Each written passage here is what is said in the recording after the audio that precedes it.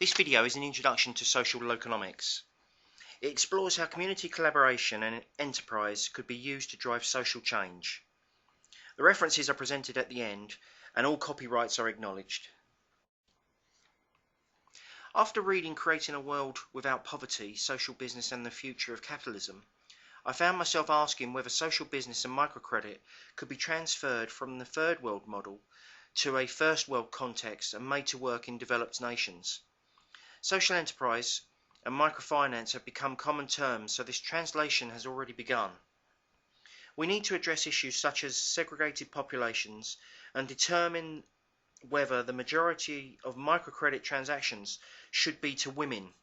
The question of trust and risk have to be investigated. Social business and social enterprise essentially equate to the same thing.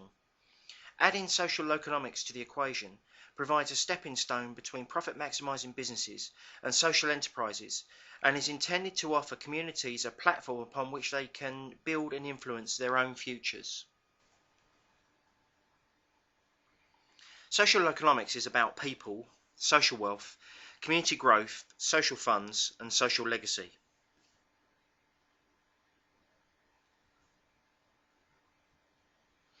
You cannot help someone who does not want to help themselves.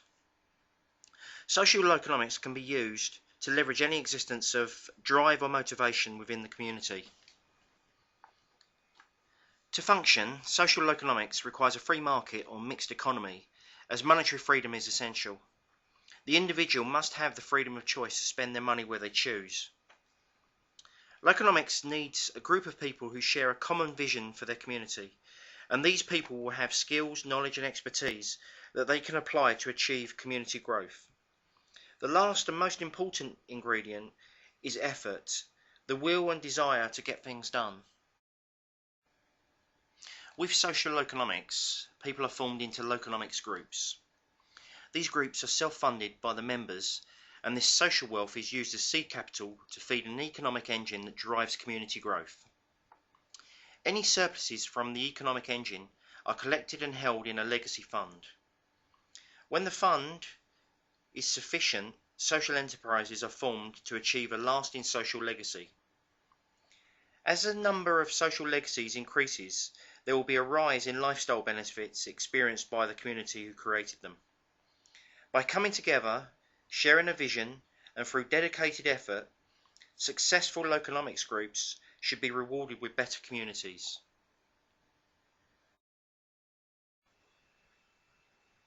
Social loconomics is not about charity or taxation. It is about social enterprise.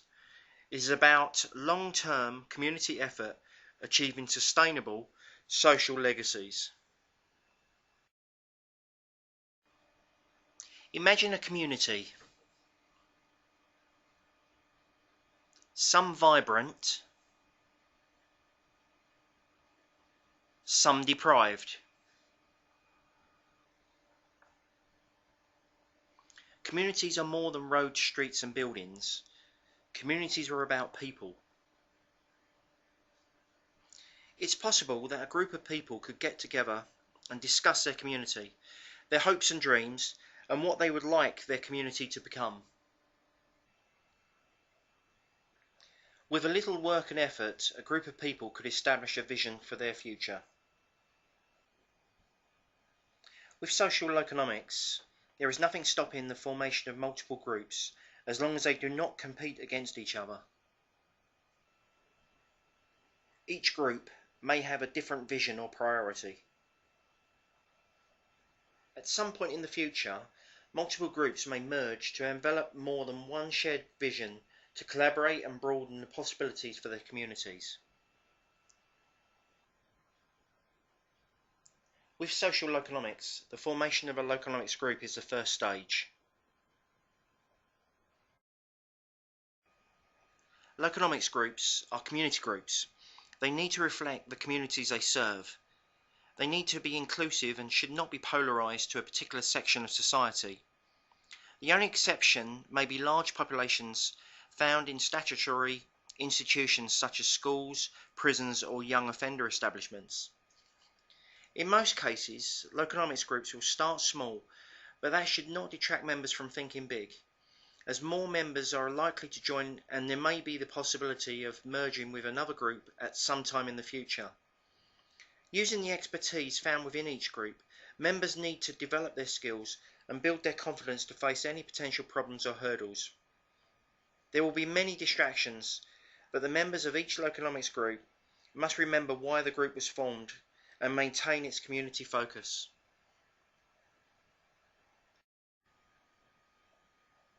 Members of each Loconomics group will come from different backgrounds and have varying skills, knowledge and expertise. To improve the chances of success, each Loconomics group must draw upon this experience and determine where their effort and motivation is best placed to achieve community growth. I have previously touched upon the common vision.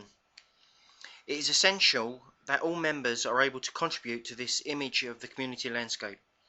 There needs to be a degree of fluidity with this vision so that new members can participate in its ongoing evolutionary formation. Having a mechanism that enables the common vision to be adjusted or changed in the future will be useful for the ongoing management of the Loconomics group. The Legacy Plan is an active document that constructs the path the Loconomics group will follow, detailing the agreement of the members concerning the common vision, seed capital, the shape of the economic engine that will feed community growth, the legacy fund, and the social legacy. This is in effect a social enterprise business plan that will determine the social outcomes envisioned by the group members.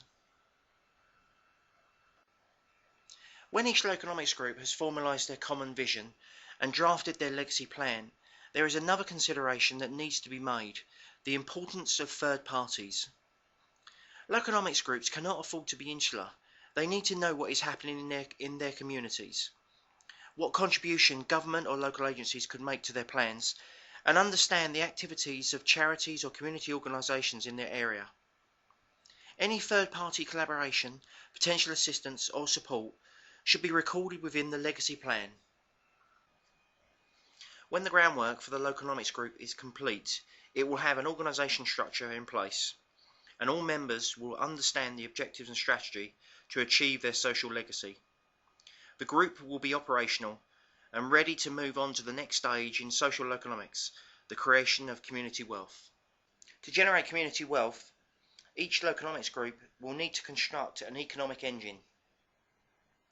The first part of the economic engine refers to how the members of a Loconomics group spend their money. The expectation is that 5% of a business's net profit should be spent in the community. Employment costs are excluded from this equation. Loconomics group members need to support businesses that support their communities.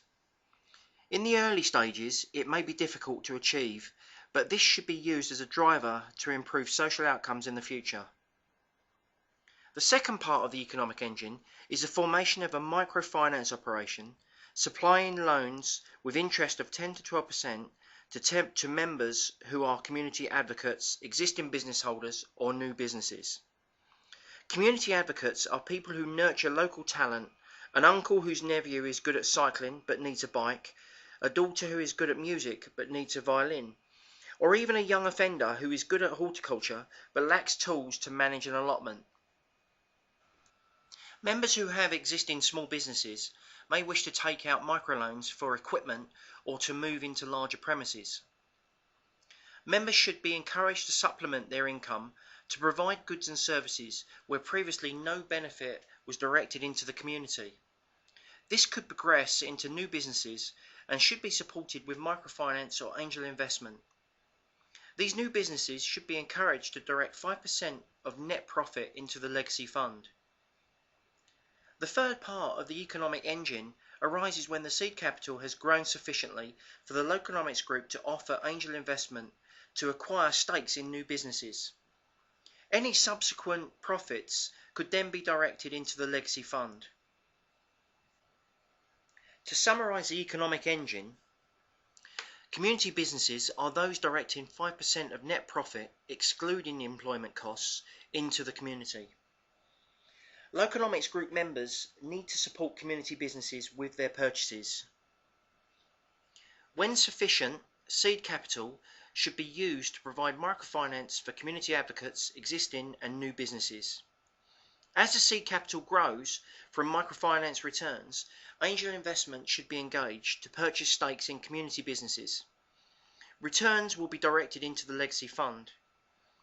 For social loconomics to function, this economic engine needs to generate community wealth. Businesses supported by loconomics groups can take many forms.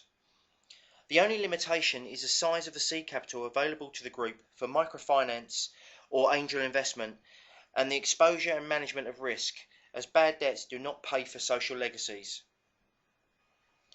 Formation of an economic engine by a loconomics group should provide a framework that establishes ownership. Each member should understand their contribution and recognise how this is being used to generate community wealth to fund social legacies. All operations and transactions must be legitimate to ensure that the integrity of each loconomics group is upheld. The finance provided by the economic engine needs to be managed. Financial accounts need to be maintained to provide a transparent source of information for the members. Our social loconomics journey has taken us from the formation of the loconomics group, with their common vision and legacy plan, onto seed capital and the establishment of an economic engine that provides community wealth to feed a legacy fund. The journey ends with the creation of sustainable social legacies. Sustainable social legacies are social enterprises where the profits are used to support their operations. There are no dividend payments to shareholders or investors. To make these businesses self-perpetuating, financial vehicles such as trust funds may be installed to ensure their longevity. Whether it is a clinic, social housing or educational facilities, social loconomics is about bringing people together so they can positively influence their communities and their own futures. The application of social loconomics to achieve social legacies would mean that people in a community would have to come together, work through their differences, and employ considerable effort to achieve their desired social objectives. Should they be successful, this should make them more cohesive as a team, better connected as a group, and more respected as a community.